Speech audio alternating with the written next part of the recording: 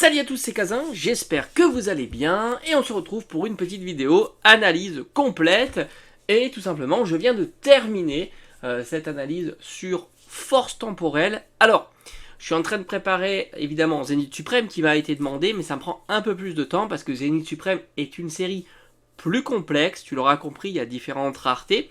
Et en même temps, je bosse sur Faille, Paradox. J'essaie d'être aussi raccord sur les séries qui sont en train de sortir. Je trouve que c'est aussi intéressant. Pourquoi? Parce qu'elles sont ouvrables très facilement. Et on va le voir tout simplement dans l'espace de cette vidéo où on va traiter donc force temporelle. On va regarder quelques prix du CD, hein, que ça soit en boutique ou sur le net, parce que je précise évidemment que les meilleurs achats que tu peux réaliser, c'est plutôt via le net, hein, il faut être assez réaliste. Et après, on va s'attarder justement sur une analyse plus statistique, plus mathématique, des différents taux de drop que j'ai pu collecter grâce au site TCG Player, hein, sur 8000 boosters, donc c'est plutôt très conséquent. Et on verra justement quelles cartes qui se dégagent, lesquelles qui sont le plus cotées, voir un petit peu l'espérance, le retour que tu peux avoir en ouvrant différents boosters. N'oubliez pas que dans une analyse statistique, c'est lorsque tu ouvres énormément de boosters que tu vas tendre vers cette analyse. Si tu ouvres 3 boosters, ben là ça sera toi et ta chance. Maintenant, si tu ouvres 1000 boosters ou 100 boosters, 100 c'est déjà pas mal, 1000 boosters c'est plutôt idéal. Alors je parle pas de budget évidemment, 1000 boosters c'est colossal, il faut un budget gigantesque, mais tu vas t'approcher vers cette espérance mathématique. On verra si justement force temporelle est si mauvais que ça, ou alors c'est un trompe-l'œil. On se trompe du fait que le taux est légèrement plus difficile que les séries précédentes. Tout sera donné dans l'espace de cette vidéo et je te mettrai évidemment toutes les informations au fur et à mesure. Alors maintenant, point de vue du scellé, j'ai envie de te dire, tu l'auras certainement remarqué par chez toi, les boosters de force temporelle se trouvent très facilement, que ce soit les ETB, donc les ETB au prix de 50 à 60 euros, ce qui est le prix classique. Tu pourras retrouver aussi des boosters individuels, je t'en ai montré évidemment en vidéo, que tu peux lui aussi trouver aux alentours de 6 euros lorsqu'ils sont parfaitement blistés sous blister. Et après, les tripacks, alors j'ai l'impression que les tripacks en boutique, on est plutôt aux alentours de 18 euros. Ce qui fait un tripack relativement cher, hein. C'est vrai qu'on avait en tête il y a quelques années au tripack à 15 euros, mais ça a petit à petit disparu. Alors tu le trouveras plus volontiers sur les sites internet. Et enfin, les displays. Alors le prix classique d'une display, j'ai envie de te dire, c'est 180 à 200 euros, hein. C'est à peu près le prix classique. Mais là aussi, les meilleures affaires. Alors déjà, en display en boutique, c'est plutôt rare. Il y a certaines boutiques de jouets, certains Cultura, hein, je l'ai déjà vu, qui les proposent, ou alors des espaces culturels chez Leclerc qui proposent des displays. En règle générale, c'est cher puisqu'ils appliquent un tarif basique de 6 euros du booster, ce qui fait grosso modo la display à 215 ou 220 euros. Les displays, il faut mieux évidemment les acheter dans les boutiques dites spécialisées. Tu en as énormément sur internet et je suis pas là pour te conseiller telle ou telle boutique, c'est à toi de te faire ta propre expérience. Maintenant, d'un point de vue des displays, on va dire pas cher. Tu pourras en trouver par exemple sur certaines marketplaces, que ça soit, je vais t'en citer plusieurs, comme ça tu feras toi-même tes propres recherches et tu verras lesquels marketplaces proposent les items Pokémon scellés les plus intéressants. En règle générale, niveau marketplace, moi ce que je fais, c'est que j'en regarde plusieurs, hein, que ce soit pour le prix du scellé ou pour le prix des cartes, ce qui va donner une certaine tendance. Les marketplaces classiques pour rechercher des cartes Pokémon, et je t'en donne quelques-unes, il y en a énormément. Tu as alors déjà des trucs de particulier, tu as Le Bon Coin, Vinted, ça marche aussi assez bien. Sinon, tu as eBay, Rakuten, et enfin Card Market, qui est aussi très facile parce qu'il va classer et hiérarchiser les annonces en fonction du prix le plus intéressant au prix le plus cher. Card Market, le problème, ce sont souvent les frais de port qui alourdissent assez conséquemment ton ton achat, sauf si évidemment tu achètes plusieurs items, etc. Donc d'un point de vue internet, tu peux trouver grosso modo, je précise, hors frais de port, c'est important, les ETP plutôt aux alentours de 45 euros, du coup on va dire avec les frais de port on est au prix boutique. Les displays on les trouve plutôt aux alentours hors frais de port, je répète, entre 145 et 160 euros, voilà, 145, 160 euros hors frais de port. Après, évidemment, si tu peux t'arranger avec le vendeur de faire une remise en main propre, tout est possible, hein, évidemment. 145, 160 euros pour une display, ce qui est plutôt intéressant, ce qui fait un prix du booster à, on va dire, moins de 4,50 euros. Et là aussi, hors frais de port, grosso modo, les tripacks, tu peux les trouver aux alentours de 12,50 à 15 euros. Hors frais de port, je le répète et je le souligne encore parce que ça peut évidemment vous induire en erreur. Voilà, donc grosso modo, Force Temporelle, c'est une série très facilement trouvable, très facilement ouvrable. Et maintenant, on va voir un petit peu quelles sont les cartes intéressantes de la série, et surtout, je pense que c'est ce qui vous intéresse le plus, est-ce que l'espérance mathématique est si catastrophique que ça? Rappelle-toi, alors pour te donner une idée, on avait traité déjà, on avait fait Évolution Céleste, on avait fait Flamme Obsidienne et 151. Pour te donner une idée, l'espérance mathématique de Evo Céleste, c'est grosso modo 4,50 €. Ça veut dire que si tu ouvres beaucoup de boosters, la moyenne va être à 4,50 €. Chiffre évidemment, on prend des passettes, on peut dire avec une erreur de plus ou moins 20%. Sur 151, et c'était la série la plus intéressante que j'ai pu constater, on est quasiment à 8 €. 8 € du booster, c'est énorme. C'est énorme et ce qui fait pour l'instant la série la plus intéressante à ouvrir. Alors évidemment j'en ai pas fait beaucoup, j'en ai fait, ça sera la 4e aujourd'hui. C'est pour ça que je vais en faire de plus en plus, je garde précieusement évidemment ce fichier pour pouvoir justement le mettre à jour au fur et à mesure. Sur Flamme Obsidienne, rappelle-toi cette série, Flamme Obsidienne, on était à 1,70 €, qui est pour l'instant la plus mauvaise série à ouvrir et de très loin. Alors entre guillemets plus mauvaise, hein. Evo Céleste est très mauvais aussi, puisque le prix du booster rentre en ligne de compte. Pour te fixer une idée, le pourcentage de perte sur Flamme Obsidienne, c'est grosso modo 60%. 60%. Sur Evo, évidemment, on prend en compte le prix du marché. Sur Evo Céleste, on est à plus de 75%. Donc évidemment, Evo Céleste, c'est la plus mauvaise série pour l'instant. Alors que tu vois, on est à 40% de perte pour 151. Donc c'est plutôt là qui est le plus intéressant. Et maintenant, on va s'attaquer à Force Temporelle. Alors une fois qu'on a vu tout, voilà, on a étalé un petit peu, mis on va dire les uns à côté des autres pour pouvoir justement avoir une idée critique de cette série. Alors on va commencer par les cartes qui tombent le plus fréquemment. C'est tout simplement les cartes X. Alors est-ce qu'elles pèsent dans la balance? En règle générale, elles ont tendance à pas énormément influencer l'espérance sur une ouverture. Les cartes X ont une probabilité donc grosso modo de 16 à 17%. C'est une proba qu'on revoit assez régulièrement, d'avoir plus de 10% sur le format de carte ultra rare le plus facile à obtenir. Donc c'est quelque chose qui est classique. Pour une carte X en ciblé, on tombe à un peu plus de 1%. Donc c'est vraiment très très peu. Si tu veux vraiment une carte X en particulier, ça devient plus compliqué. Le prix total des X, on est péniblement à 20 €. Il y en a quand même beaucoup. Pardon. Et tu t'aperçois que le prix des X sont très très très bas. Hein. Évidemment, je te donne toutes ces informations-là. La seule qui se détache un petit peu, c'est Chef de Fer qui tourne vers un tour de 6 €. En règle générale, quand tu as une petite X qui a tendance à être plus chère que les autres, c'est grosso modo le fait qu'elle soit plus jouée. Alors, franchement, j'en sais rien. Mais je pense que le fait qu'elle soit à 6 €, c'est pas qu'elle soit plus compliquée à faire tomber ou qu'elle soit plus demandée.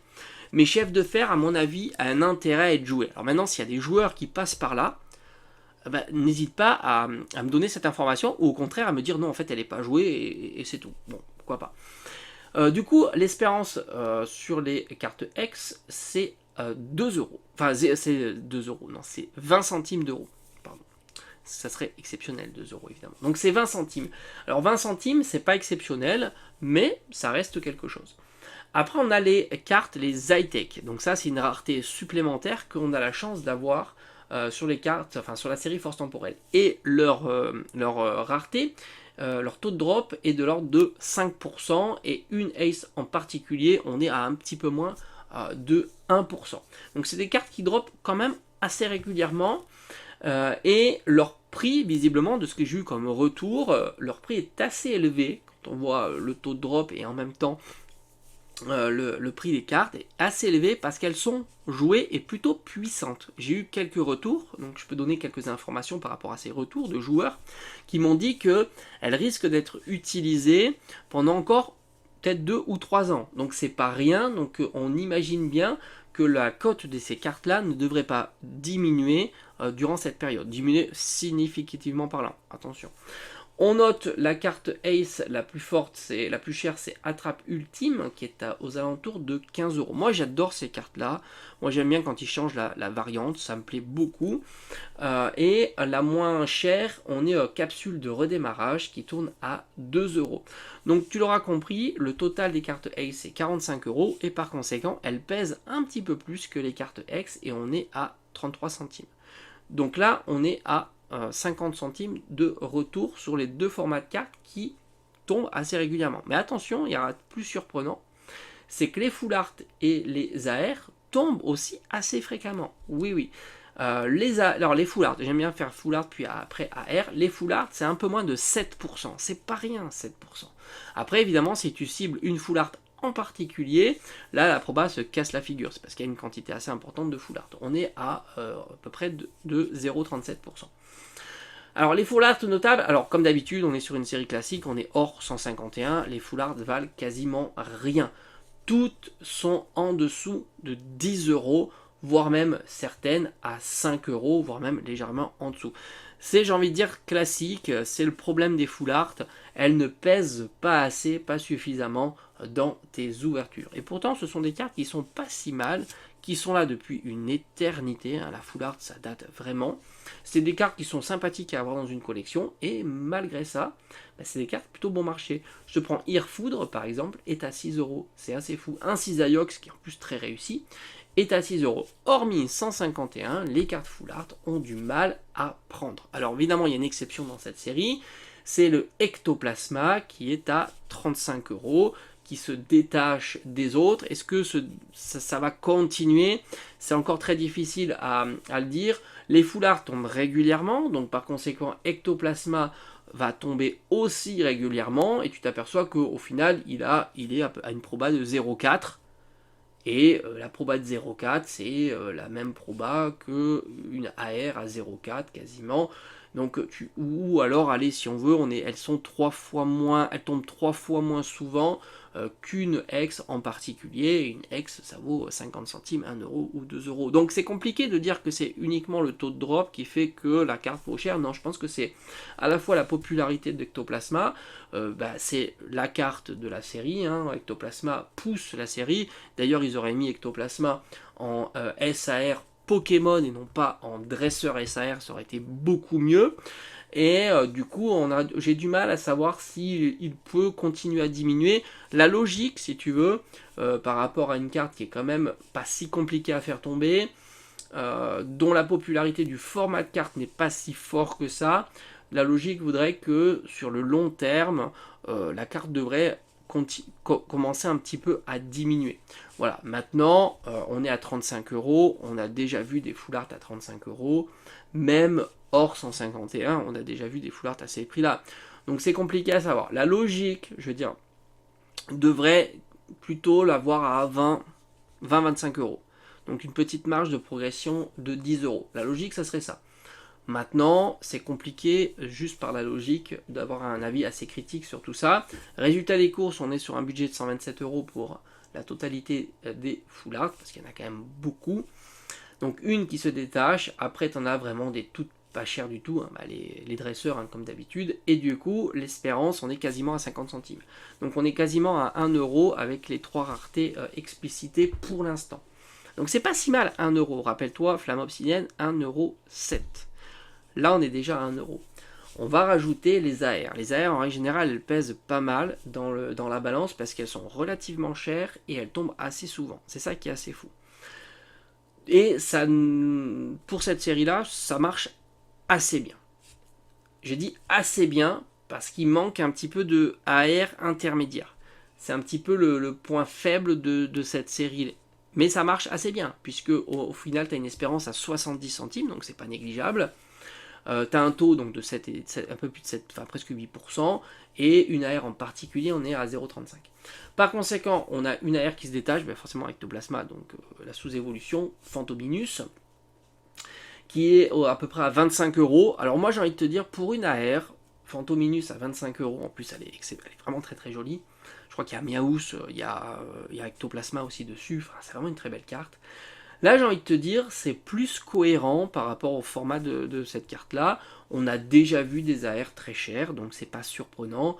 On est sur une série classique, donc là j'ai envie de te dire, elle peut monter, elle peut diminuer, mais elle est très cohérente. On trouve un Métalos à 15 euros, visiblement est assez populaire. On trouve aussi Vivaldin et Edem, qui sont de très jolies cartes, qui tournent aux alentours de 12 euros. Après, pas d'autres grosses cartes. AR, c'est ce qui pêche un petit peu dans la série. Et on a même quelques AR très bon marché, comme Archéomir, qui tourne à 5 euros, ou Frisonil.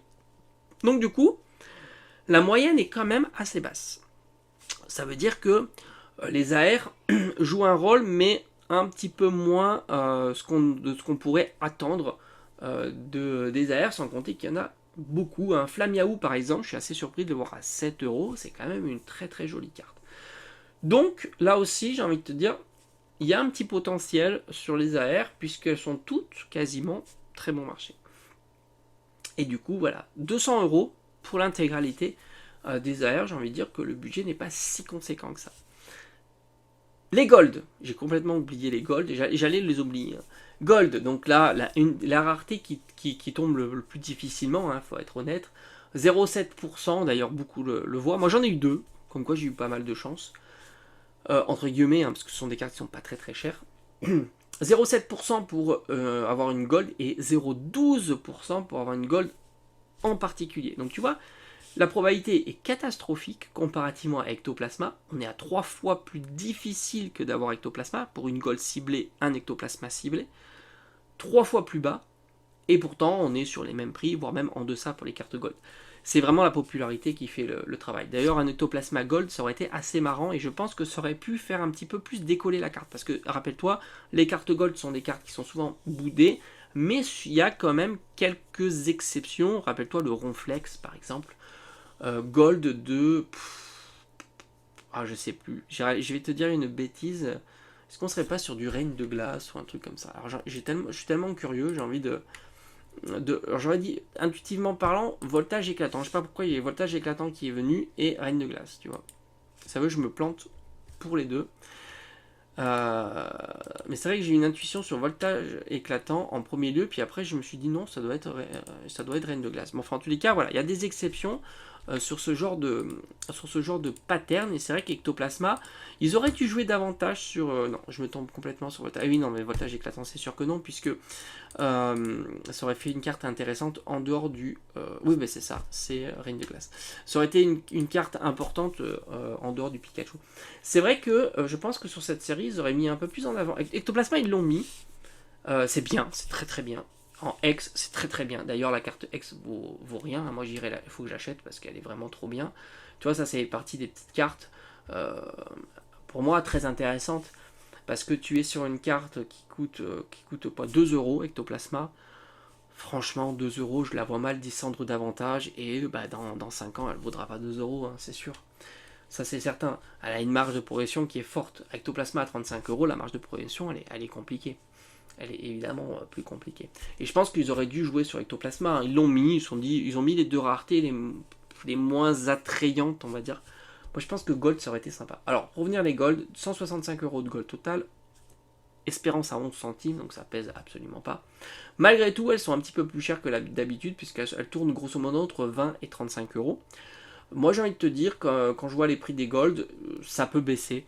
Les Pokémon sont certes sympas, mais pas spécialement populaires. Enfin, dis-moi, c'est pas qu'ils sont pas spécialement populaires, mais pour ce format de carte là, il faut encore taper du plus lourd, quoi. Comme je t'ai dit, Ronflex par exemple, ok, là ça a fonctionné, tu vois. Mais ça fait partie plutôt des singularités. Là, je pense que oui, elles peuvent baisser, quoi. Après, pas énormément, parce que 20 euros, 15 euros, c'est des prix qui sont assez cohérents. Alors, évidemment, Ver de Fer est un petit peu plus cher que les autres, comme Irfoudre. Voilà. C'est grosso modo, et Serpento, c'est grosso modo ce qui semble se détacher. Les SAR, les fameuses RCR, elles ont le même proba que les Gold. Donc, tu vois, là aussi, le taux de drop est plutôt difficile. On est à un peu plus d'1% pour une SAR quelconque, parce que j'inclus évidemment les dresseurs. Et on est à 0,12% pour une SAR en particulier. Oui, c'est sûr que c'est un petit peu plus compliqué. Alors pour donner un exemple, Flamme Obsidienne, on était à 0,52%. Une SAR en particulier, par exemple le Dragofeu, 0,52. Et là on est à 0,12. Grosso modo, tu as un facteur 4. Tu as un facteur 4. Donc oui, évidemment, ça pèse beaucoup. Mais n'oublie pas qu'un Roux Carnage, c'est 10 balles. Facteur 4, ça fait 40 euros. Roux Carnage est quand même un beau Pokémon, plutôt populaire. Bon, ça marche pas toujours à tous les coups, parce qu'il y a aussi le fait que, c'est ça aussi qu'il faut prendre en compte, c'est que je pense que la plupart des gens qui ouvrent des boosters, ce sont des gens qui ouvrent moins de 20 ou 30 boosters. Par conséquent, ils ne sont pas touchés par les hypothétiques doublons. Et après, tu as une autre partie de personnes qui ouvrent beaucoup de boosters. Et du coup, eux sont plus touchés par les doublons. Et du coup, c'est eux qui impactent plus néfastement, on va dire, le prix des cartes. Ou qui impactent à la baisse. Néfastement au final, non, pourquoi pas, ça c'est chacun, parce que certains me disent que c'est pas assez cher, etc. Mais après, ça dépend de quel point de vue tu te places, tout simplement. Enfin, en tous les cas, c'est pas nous c'est pas les acheteurs qui font les prix aussi, c'est un équilibre. C'est un équilibre, c'est plus complexe en tous les cas que ça. Et du coup, on voit moins l'impact de ça. Pour revenir au SAR, on est à 1,10€, c'est pas mal, 1,10€, pardon, sur l'espérance, donc évidemment c'est ce qui pèse le plus dans ton ouverture, bien au-dessus des AR. Donc du coup, pour tendre vers cette valeur-là, il faudra ouvrir quand même pas mal de boosters. L'achat total des SAR est assez cher, on est à plus de 900 euros. Et la SR qui semble prendre un petit peu la tangente, mais ça va prendre avec des pincettes les tarifs, parce que ça fluctue beaucoup. Mais Irfoudre semble être tourné aux alentours de 180, 200 euros. Enfin, en tous les cas, il se dénote un petit peu. Les autres sont plutôt vers les 100 euros, sauf Serpento qui tourne aux alentours de 160 euros. Et niveau dresseur, on a évidemment Conviction de Mortimer qui tourne à 80 euros. Robuste pour l'instant. On a déjà vu, pourtant avec des Pokémon populaires comme le Noctali dans la série de Destinée de Paldea.